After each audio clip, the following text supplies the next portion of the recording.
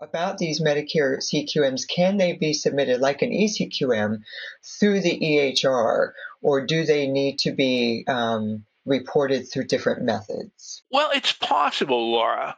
Our client's EHR would have to be functioning as a qualified registry, not as a certified ECQM provider, in order to submit the Medicare ECQMs.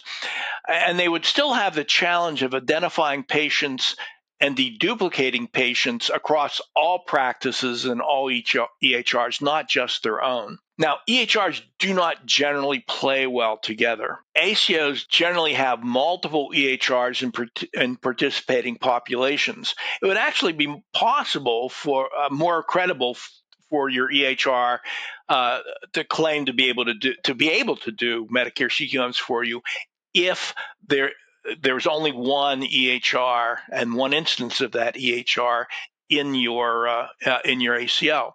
But they would face a significant problem generally to deduplicate and identify patients across all practices and identify those patients to the clinical data that populates the numerator.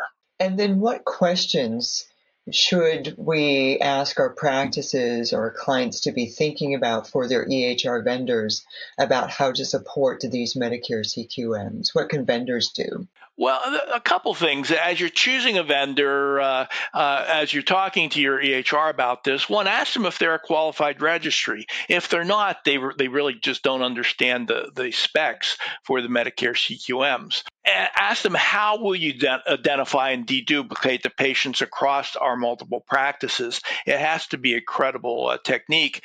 And how will you normalize the clinical numerator data to generate metrics across all EHRs? And how are you going to deal with missing data? If there's critical things that we have recorded, but we're not recorded in a way you could find it, how are you going to deal with that?